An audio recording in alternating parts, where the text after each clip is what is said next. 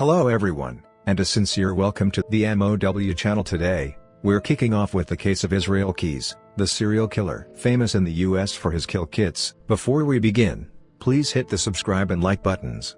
Let's start. To truly understand Israel Keyes' spree of serial killings, we must first look at his bizarre and isolated upbringing. Born in Utah in 1978, Keyes was the second of 10 children. His parents were radical isolationists who rejected government interference, public education, and even modern medicine. When Keyes was 5, the family moved to an isolated plot of land north of Colville in Stevens County, Washington. There, the Keyes family lived completely off the grid in a one-room cabin, without electricity or running water, totally disconnected from society. This extreme isolation had a devastating impact on young Keyes' social development and emotional formation. As the family joined the Ark, a more fanatical, fundamentalist Christian sect, Keyes' life became even more controlled and rigid. His mother forbade music education, seeing it as a defiance of God, and the children had to sneak around to watch movies away from their parents' eyes. In this oppressive environment, Keyes gradually nurtured an inner darkness. Even in his early childhood, he displayed serious antisocial behavior. Shooting BB guns at neighbors' houses and starting forest fires were common. He loved hunting and targeted anything with a heartbeat, and he didn't hesitate to engage in cruel acts like torturing animals and skinning them alive. These actions deeply frightened the other children. One girl recalled that Keyes' very presence made her skin crawl. Experts later analyzed these early behaviors as being linked to psychopathic tendencies. Entering his teens, Keyes realized that the behaviors he considered normal were unacceptable to others, and from that point, he isolated himself, becoming a complete loner. For years, he continually sought his parents' approval. But after eventually abandoning his Christian faith and declaring himself an atheist, a violent argument with his parents led to him being kicked out of the house. His parents even instructed his siblings to have absolutely no contact with him. This incident was the catalyst for Keyes to become completely emotionally separated from his family, and to entirely step outside the bounds of social norms and moral limits. The period he served in the U.S. Army, from 1998 to 2001, was a time for him to hone his skills as a killer. Army life taught him discipline and techniques for concealment. While stationed in the Sinai Peninsula, Egypt, he occasionally revealed his internal violence, once telling a fellow soldier, "I want to kill you." After leaving the military in 2001, he settled in Nia Bay, Washington, where he appeared to live a normal, diligent life as a construction worker. However, it was during this time that his demonic tendencies truly became reality. Keyes himself later confessed that in 1997 or 1998, he kidnapped and sexually assaulted a teenage girl on the Deschutes River in Oregon, but he let her go after she talked him out of it. He concluded from this experience that he wasn't violent enough, and began dreaming of a more perfect crime. Keyes specifically evolved his crimes by devouring books on serial killer investigations. He read Mindhunter by the legendary FBI profiler John Douglas, and realized he was not alone. He extensively studied lust-driven serial killers through other profilers' books. Keyes used this knowledge to identify the flaws in traditional serial murder investigation techniques, and built his own signature, a new method to evade detection by avoiding a type through the geographic dispersion of his crimes and the randomness of his victims. He pinpointed the exact start of his criminal spree to immediately after he left the Army in 2001.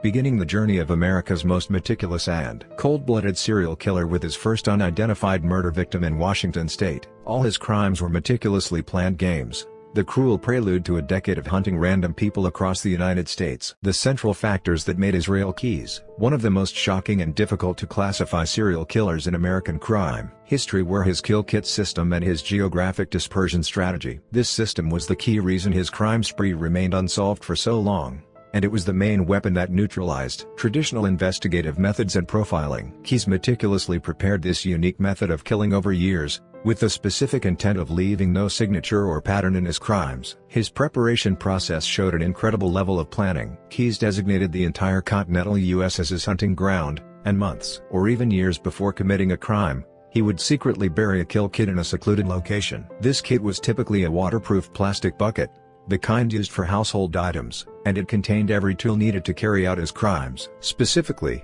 Keyes included hard-to-trace firearms, like a silenced .22 caliber Ruger pistol, extra magazines and ammunition, cable ties to restrain victims, and cash for the operation. Some kits even contained chemicals like Drano to accelerate decomposition, showing that his plans went beyond just the murder and included the post-mortem disposal. Keyes' crimes were executed with almost military precision. The burial sites for the kill kits were often remote state parks, national forests, or isolated. Lakes and the locations were only in his head, never written down. This guaranteed that even if he was caught, the evidence of his other crimes would be permanently hidden. When he decided to act, Keyes would fly one way from his home in Alaska to a major city, thousands of miles away from where his kill kit was buried. From there, he'd rent a car and drive hundreds of miles to dig up the kit he had stashed. He was careful to use only cash for all travel and transactions, to avoid leaving a digital footprint. Once the kit was secured, Keyes would lie in wait for days or weeks in a specific area, searching for a random victim. Unlike other serial killers who prefer women,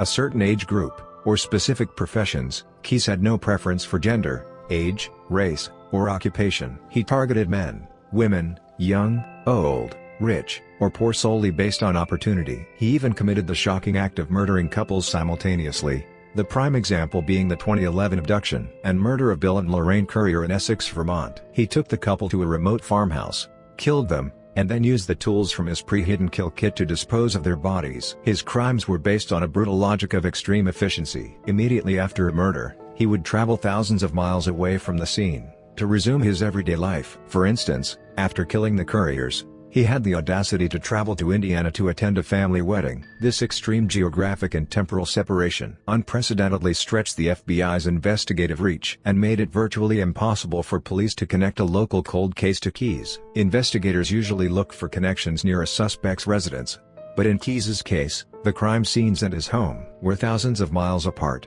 completely shattering that formula. Keyes also committed bank and home robberies across the U.S. to finance his criminal activities. These crimes were integral to his murder system, providing the cash needed for concealed travel and preparation, without leaving a paper trail from debit or credit cards. In short, his criminal spree involving murder, rape, kidnapping, robbery, and arson was a perfectly connected and systematic whole. He strictly separated his life into two spheres: a diligent and friendly businessman and father in Alaska, and a cold-blooded serial killer operating with perfect anonymity across the continental U.S. This combination of the kill kit and geographic dispersion strategy is what made Keyes the analog killer, casting a shadow over the digital age and a major source of terror for American society. Despite committing murders across the U.S. for years without ever being a suspect, Israel Keyes finally got himself into trouble on February 1, 2012, due to a kidnapping he committed in his own hometown of Anchorage, Alaska. The victim was 18-year-old Samantha Koenig, an employee at a coffee stand called Common Grounds. Keyes approached her stand late at night,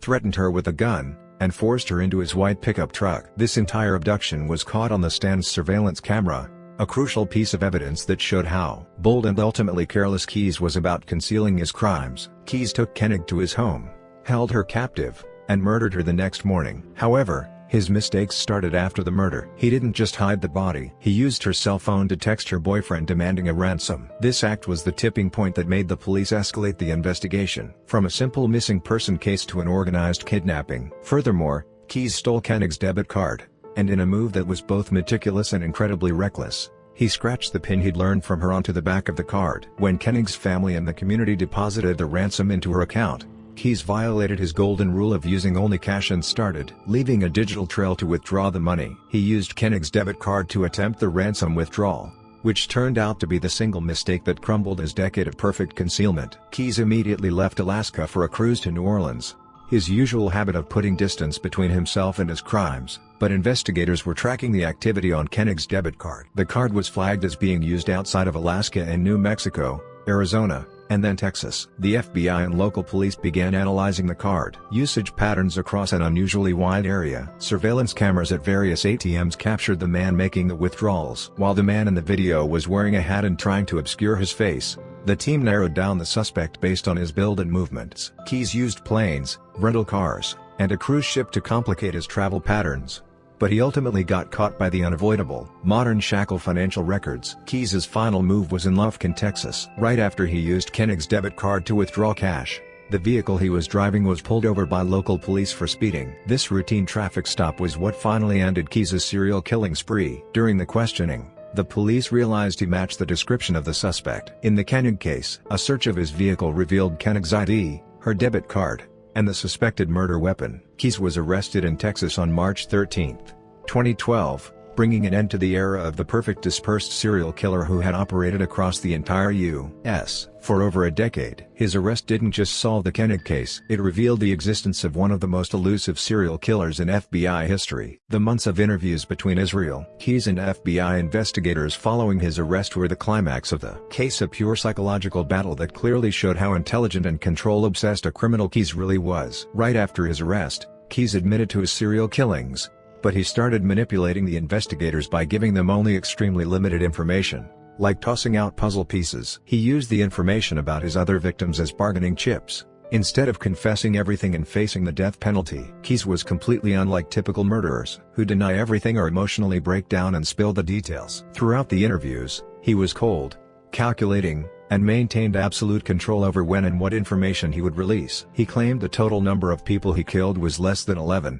But the FBI used his statements and a drawing of 11 skulls he made with his own blood in prison to estimate the total victim count at 11. Instead of giving clear answers, Keyes constantly offered hints and mysteries, trying to maintain the psychological high ground over the investigation team. The most shocking part of his confession was the sheer geographic scope and randomness of his crimes. Keyes provided crucial details that helped solve cold cases spanning years, such as the 2011 kidnapping and murder of Bill and Lorraine Currier in Vermont. He accurately described where the Currier's remains were hidden and the location of the kill kit containing the murder weapon. He also pointed out the burial site of a woman murdered in New York State in 2009, proving that he had committed murders extensively across the entire U.S., from the East Coast to the West, and from North to South. However, Keyes's confessions were strictly selective. He played a game, trickling out information by exploiting the investigators' desire to know about his crimes. Crucially, he remained silent until the end about the identities of the remaining victims and his specific motives. His refusal to name the victims was interpreted as a deliberate act of control,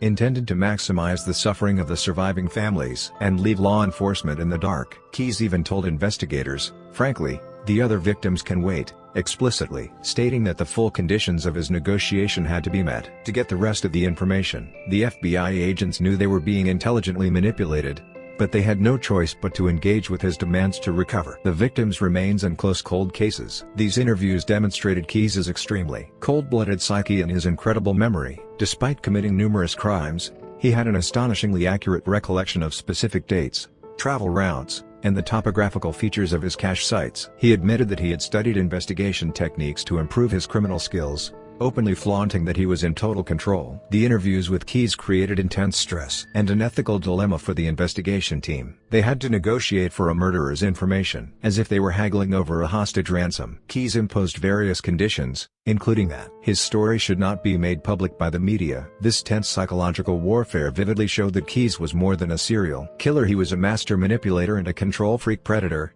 which explained why his crimes went untraced for over a decade. Through his confession, Keyes completely shattered the mold of the traditional serial killer and opened a new chapter in the history of American criminal profiling. Israel Keyes' serial killing spree came to an abrupt and anticlimactic end on December 1, 2012, when he took his own life inside the Anchorage detention facility in Alaska. This happened right before his trial for the kidnapping and murder of Samantha Koenig, allowing this meticulous and cunning criminal to finish the story on his own terms. His death meant that the only channel for the police and the FBI to uncover the truth about the rest of his victims was closed forever. Keyes used tools like his bedsheets to commit suicide in his cell, a final act demonstrating his obsession with maintaining perfect control until the very end. Beneath his body in the cell, several notes and a suicide letter were discovered. These writings, done in pencil and ink, were smeared with Keyes' blood, making them almost illegible when found. The FBI went to great lengths, sending the writings to a lab in Virginia for analysis,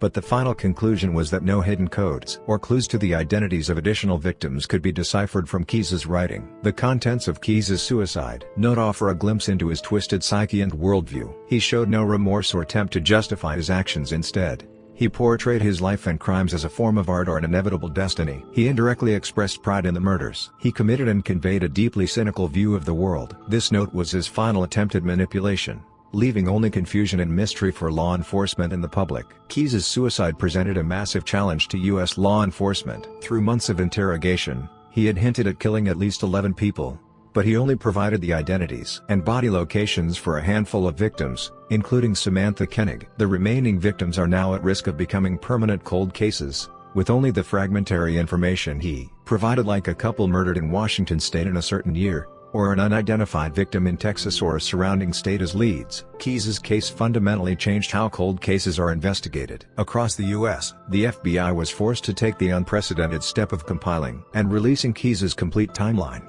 including his travel records, flights, rental cars, bank robberies, and all information related to his kill kit caches, appealing to the public for help. Investigators launched a massive effort to cross-reference Keys's movements and crime dates with thousands of local missing persons and unsolved cases. This was the only way to dismantle the defense of geographic dispersion that Keys had so effectively built. Keys's suicide also inflicted permanent pain on the victims' families. They were left with the possibility of never finding the remains, or knowing the full truth about their loved ones, and they were denied the closure of seeing the killer face legal justice. Keys had claimed that he did not kill children or parents out of concern for his own daughter, but even this was just a fraction of the truth mixed into his statements, leaving investigators unable to fully trust anything he said. In conclusion, the Israel Keys case was not just a serial murder case, it was a new type of crime, combining old-school concealment strategies with the loopholes of modern digital society. His death cast a shadow of numerous potentially decades-long cold cases across the country. Keys won his final victory through silence, and his case remains one of the most complex and unfinished puzzles in the history of FBI criminal profiling. That's all for today's story. Please subscribe, like, and turn on notifications. We'll be back tomorrow with a new case and mystery.